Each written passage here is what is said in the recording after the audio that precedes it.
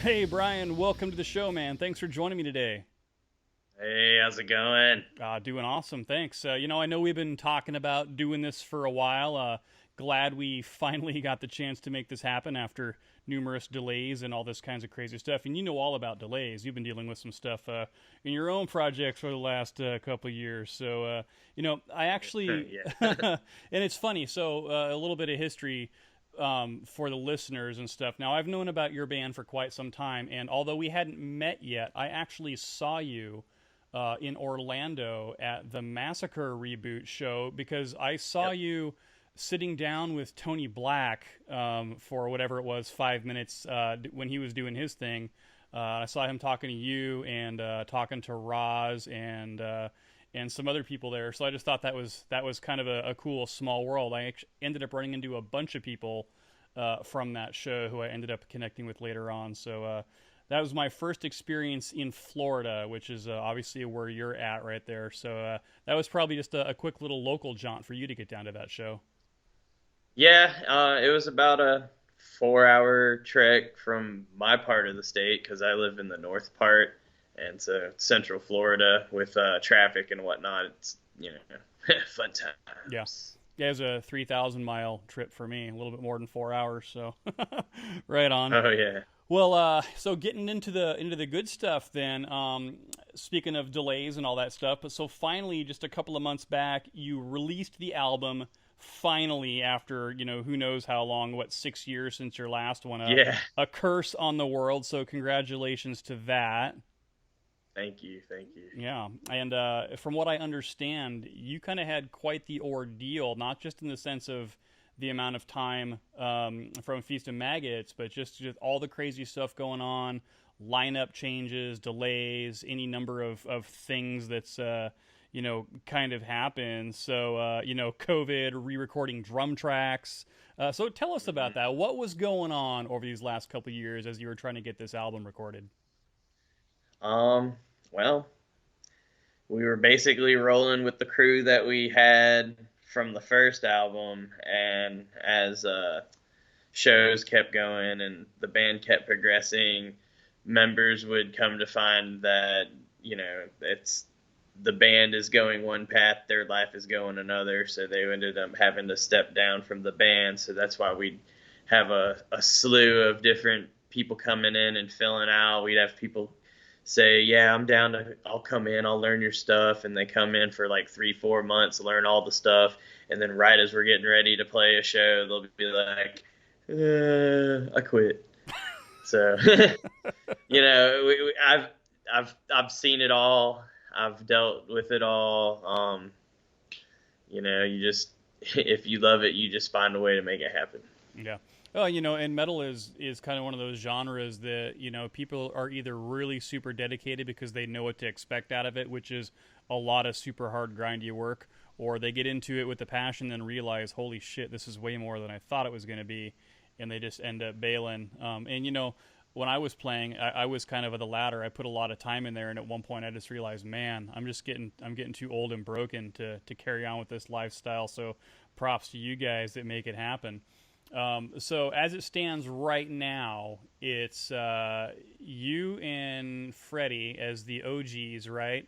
And then you've got a new guitarist, a new bass player, and a new drummer. So tell us about those guys.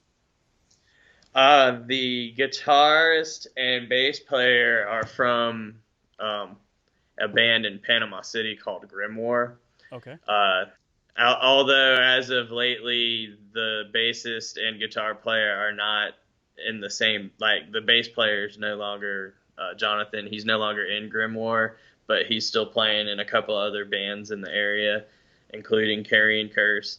So the there's that. Steven's still running Grimoire. He's pretty much like the main guy behind Grimoire, and he's got a new lineup of like a new guitar player, new bassist, and I think they're working on like a new demo and getting ready to play some shows. I know we have like a couple shows lined up with both Carrion Curse and Grimoire in the fall, like November, December, I believe, and basically how they came about. So last year, we were finally getting ready to do the record, get drum tracks ready, and we got delayed on getting drums started till January last year. We finally got drums started and finished, and then about March of last year is when the thick of it started to happen, with the pandemic and whatnot, and things with our current guitar player, Dale, weren't necessarily working for the band 100%. Like, he had other priorities, and it was starting to affect the band. And so we felt it was necessary to go ahead and cut ties with him so that we can continue forward and he can go, do what he was doing. And, he's much happier doing what he was doing. He's in a band with his wife, and they're doing folk music and whatnot. So he's happy doing that. And, I'm proud, I appreciate him for putting in the hard work. He helped write a couple awesome tunes on that record. We do have him credited for it. As far as continuing the band, Steven basically hit me up and said that he could do guitar, and Jonathan was like, I'll play bass too. So that kind of helped me out there right away. About the end of March, when it was starting to get real crazy and whatnot, our drummer from the first album finally was like, hey, I don't know if I'm going to be able to do this, And so he stepped down after doing the drum tracks.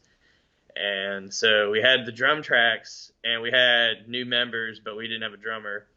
I hit up a drummer that I was in a band with about 10 years ago, and he seemed interested, and we got together and we had like one practice, ran through a couple songs. It had potential, but it didn't. It ended up he ended up not wanting to, go into it, so that left us still on the hunt. And at this time, we were still scheduled to open up for Massacre, that because they had that Massacre show that was supposed to be November last year, right? And so I was kind of using that as fuel to get, like, hey, we need to find people. We got this show, we got to get ready for this show. And so of all things, I put a Craigslist ad out for a drummer. And sure enough, Steve, our new drummer, he hit us up, and he seemed interested, and he sent me a sample of his old band, and he could play. And I asked him to make a little tryout video for us, and he did. He made a little playthrough video of one of our songs. So we were like, okay. So with Freddie living an hour east of Tallahassee, and the other guys living in Panama City, which is like an hour and a half west, I had the drummer. He lives like an hour outside of Savannah, Georgia, South Georgia. So it's like a 3-hour drive for him to come to my house. So since I'm kind of like in the center, we meet here at my house for rehearsal, and he'll come and play on my kit, and he's pretty much got like the same setup. And so that's kind of how the new formation of the band kind of happened last year in preparation to get ready for the Massacre show that inevitably got canceled anyway. So, but it got us to get our shit together and made it so we could prepare and record for the new album. And within less than a year, we were able to record and put out the album. Right from on. having the new lineup. So that was very impressive.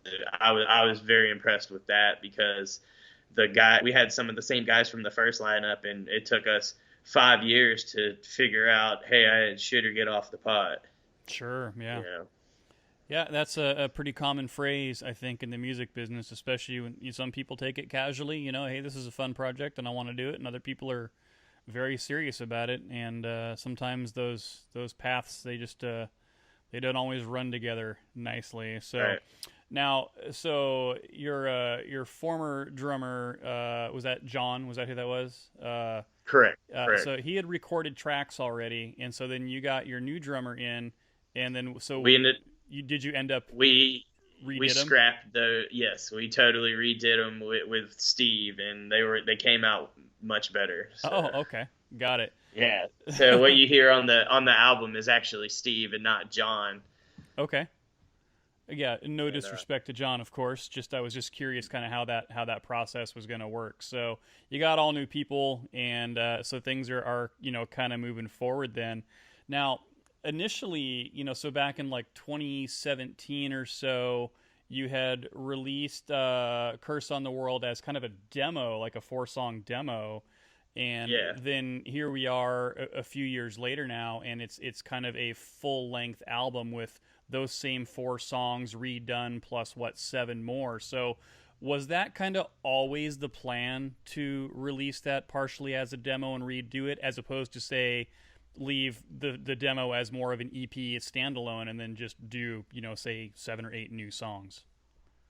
It was always in my vision to do like the demo version and then like the full length album version, and it took longer than I wanted for it to come to fruition. Like I really wanted it to be a quick, like, all right, here's the demo, and then like a year, maybe 2 years later, here's the full length, and it ended up being 4 years later, or 20, yeah, like 4 years later. So, it goes when it goes. Yeah. And so, and then the artwork of the album as well is kind of like, it's the same, but it's kind of had a little bit of a tweak to it, right? A little bit of maybe a modernization. Looks just a slightly different. Basically now you've got this album it's done, it's ready to go, it's out there in the world. It sounds great. I assume that it was recorded by a different person in a different place for the full album versus the demo. Actually, where did we do? Yeah, the drums were done. Well, we did the drums here at my house. Oh, okay. They were recorded here, and then we did the guitars and vocals and everything at Freddie's house, because he's got like a little like travel setup for Pro Tools, and he's got all the mics and whatnot. So we basically did drums here because I got a hardwood floor, and that's why the drums, it's a good room. Yeah. Like that it had a nice sound, so that's why we chose to go with using this location for drums, and then do everything on Freddie's computer digitally. He has like an isolation booth for like a cab or whatnot, and basically for the bass, I think we just did like a direct in out of the head, and I did for the vocals. We have a SM7B mic that I did all the yeah. So I did all the vocals on one of those. All right on. And it came out the way it came out. We didn't, we don't have the money to go into a high dollar studio and pay a producer, and but we do our homework and learn our songs and try and get it down to the clicks. So that way we can do it in a timely manner, which is why we were able to put it out in like 2-3 months. Yeah. Yeah. So you guys pretty much self-produced your album then? Recorded both of them. Yeah. Recorded it, mixed it, mastered it, did all that kind of stuff. That's all you guys. Yeah, Freddie's the main guy for that. Oh, right on. Good job, Freddie. He's yeah. No, it actually it sounds really good. That's kind of one of the things that I notice is like, your guys' sound is it's pretty old school sounding. It's definitely got that vibe. The biggest thing is that I kind of compare it to like the early Massacre era is really the kind of sound inspiration that I hear from it. I don't know if that's entirely accurate from your perspective, but when I listen to it, that's kind of the vibe I get off it. And so you being in Florida, I guess, with the Tampa scene being what it is and kind of what it always has been, I assume that that's kind of your roots. Am I correct in assuming that? Yes. Yeah. That is correct. So early on, as you were kind of developing your own musical interests and the direction that you wanted to take it, was that predominantly the scene that was influencing you the most? Was your own local scene?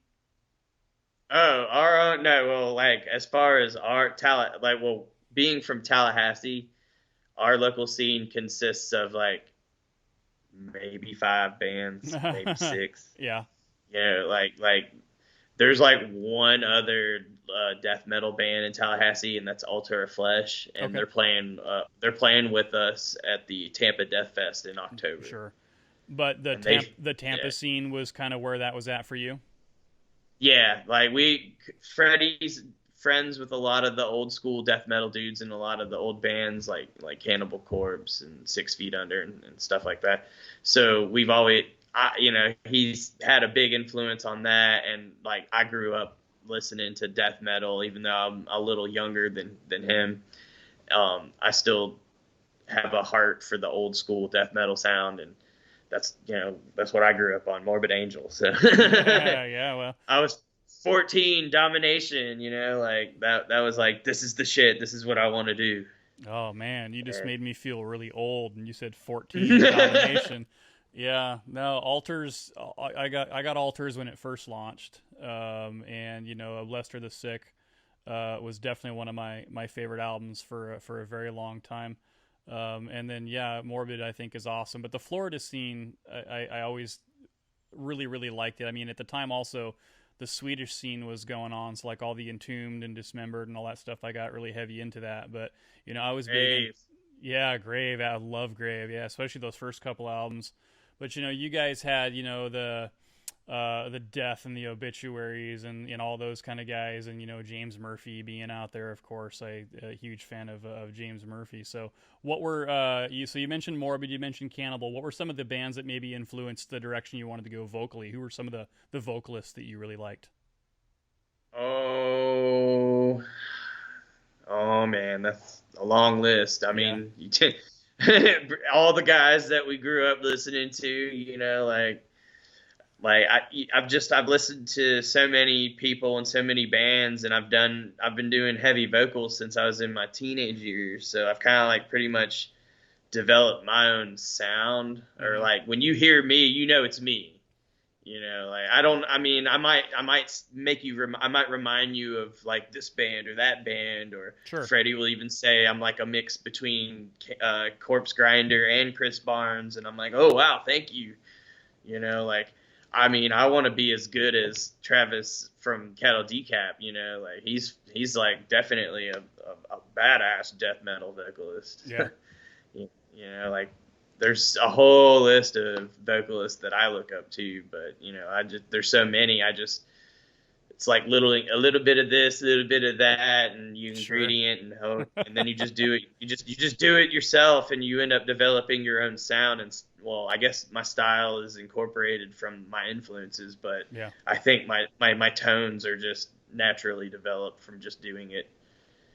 That's how my take on it. Yeah, you mentioned Cattle Decap, and I got a chance to see those guys live, and they pull it off. They're pretty brutal, and they're definitely very unique in their execution. So that's cool to hear you list that as one that you really like. I think they're a super underappreciated band, but I think that I see big things for them down the road, I guess I'd say. So, well, that's awesome. So you got a lot of cool Tampa influences, some other influences as well, and you've got this new album which sounds killer, and it's got the very it's good production. You can hear all the instruments. It still has a pretty raw feel to it, which I think fits in with your guys' sound. And then you also did now just recently a couple months back kind of released a live album, if you will, a Curse on the Verona. Did I say that right? Yeah. So based off of a show that you guys played, I would assume it's at the Verona. Yes. Yeah. And the Verona's actually about to close. They're getting evicted from the pandemic. The pandemic pretty much fucked them up. But Sure. Deicide just did a show there. I don't know if you followed that or not, but Deicide just played there with Inhuman Condition a couple weeks back. I was there. It was okay, awesome. Yeah, I heard about that show. I was in North Carolina at the time. Yeah, false prophet came down. I hung out with them and talked to them for a minute, and yeah, man, it was awesome, dude. Yeah, it was such a good show. Scott was trying to get me to go out there because I was trying to hook up with him, but he's like, "Oh, I'm heading down to Florida," and I couldn't make the timing work. But yeah, so that's crazy. So you guys did this live show there and decided to release this kind of as a I assume like a digital album. Now, was this just the live floor recording, or was this kind of run through the board and then mixed after the fact? Nah, this is a straight bootleg off the camera. Audio. Tweaked a little bit, like tweaked the EQ a little bit, but it was before I got some equipment now to actually take a little bit better live sound. What sucks is I'm not gonna have a chance to us play at the Verona again to redo it. It was just kind of punk rock, Yeah. It's like straight Misfits. Like, let's just release this live show. It is what it is. It's just a tribute to the Verona because there was a good time in our lives, and that bar was awesome. Evan was a great dude, and he did a lot for the scene in that area. And the Verona was just north of Tampa in Newport Richey. I've seen the Absence played there. One of my older bands played there. It was a great place, and I'm gonna miss it. Yeah. So you guys went straight up old school, like death rehearsal. Throw the boombox out in the middle of the floor or outside the garage, and just whatever happens. That's about as punk rock as it gets. That's pretty awesome though, and I've heard a lot about that place, and everybody kind of seems to say the same, that it's just kind of one of those small little hole in the wall landmarks that will be missed. So good sound. Yeah, he did good sound for a little hole. It was a great good sound. It's good sound. R.I.P. to one more club. I'm tipping my 40 there for you, brother. So, well, and then also before I forget, you kind of brought it up a few minutes back, but so you are learning drums, or you play drums, or in some capacity you anyway have a drum set. So are you going to be like the next Mike Browning? Is that the plan? And that you'll just you'll take on both duties and kind of have oddly enough stick? I'm friends with him and I've hung out with him. He's a cool guy. Yeah. But I'm doing drums and a little side project with one of my guitar players for my first band when I was 19. It's a little industrial ministry type thing, ministry 9 Inch Nails kind of thing. I think I've linked some videos of us practicing on our on my Facebook wall, but it's just fun stuff. See what happens. Yeah. Little 2-man group. Yeah, that's I'm seeing kind of the onslaught of we'll call them solo act bands, the new generation of batteries, I guess you will, where it's one person that kind of just records everything and releases it as a band project. I'm not entirely against it from the recording standpoint. Here locally in the Seattle area, there's quite a few bands that actually play that way, where it's one or two guys, and then they set up drum machines and sequencers, and they'll have their guitarist and somebody else, and then the rest of it's all electronic. But I kind of think it's cool that we've now been afforded this time where you can kind of try out these projects that you may not have had the opportunity to kind of mess around with. I mean, for all the bullshit we've had to deal with because of lockdowns and closures and whatnot, I'm finding that people have kind of embraced their creative possibilities. So now that you're going to be a master drummer, You know, that's pretty awesome though. I've always wanted to learn drums. I've had access to kits all my life, but I sit behind one and then I just feel intimidated and say, "Nah, I think I need to go play something that just has way less moving parts to it." Plus, now I'm old and broken. I just can't physically handle that level of having to think about what the hell I'm doing. Right. So, well, now that things are starting to open back up, you mentioned that there's some shows on the horizon for you. So I've seen a couple of posts on your band page, but kind of tell us about what's coming up, what shows you got coming up. There's a Death Fest coming up and some other ones. Yes.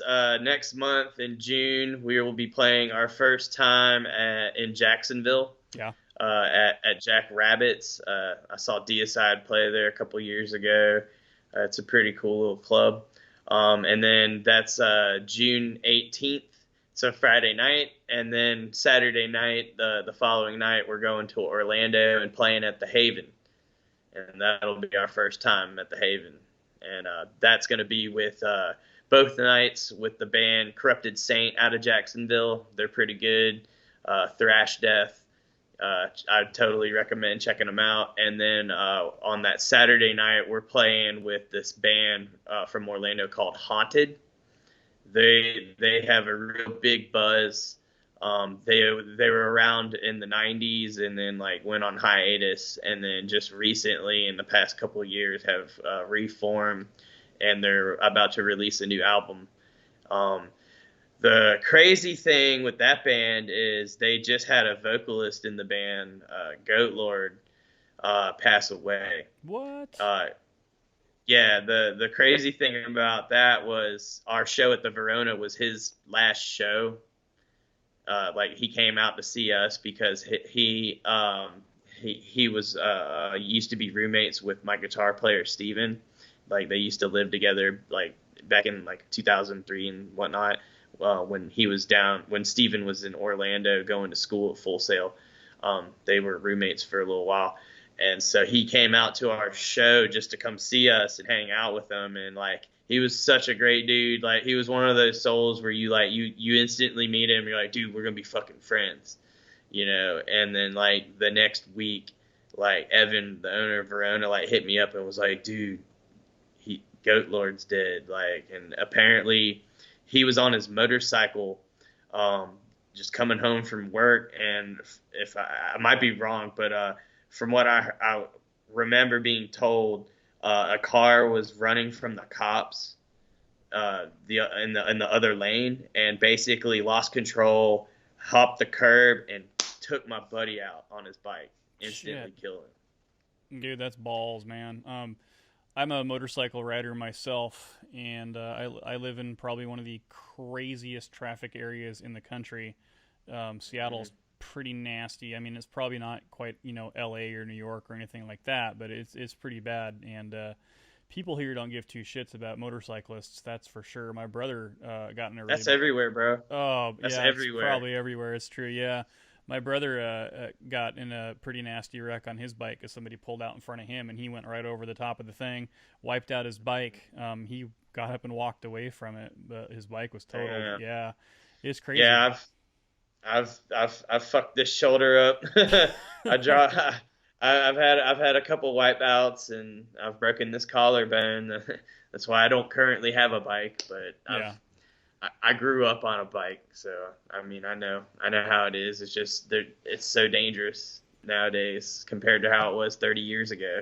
Well, all of your motorcycle head trauma probably explains why you're in the death metal scene. Then you just there's something wrong with you where you have to keep doing it, right? Right. So now that you're playing some shows, your album is out. What else do we need to know? Any other projects that you got in the works, or anything that we need to pay attention to or be on the lookout for from Carrion Curse?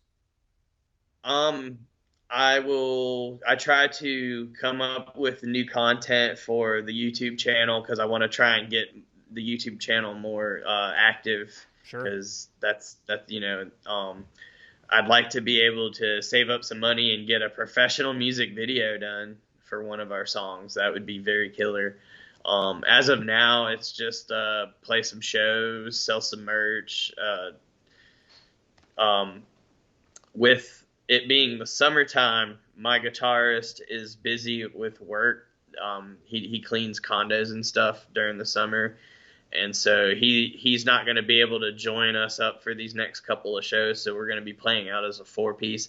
But come October when we play Tampa Death Fest, he'll be back, and he'll be back for shows after that. And then we'll probably continue to play some shows. We're going to work on bringing some of the older songs back into the set list, so we have a little bit of old and new. Oh, right on. And then eventually start maybe working on songs for the next album. Yeah, we'll hear that in about 10 years, right? Hell no, I hope not. So it better not be that long, right?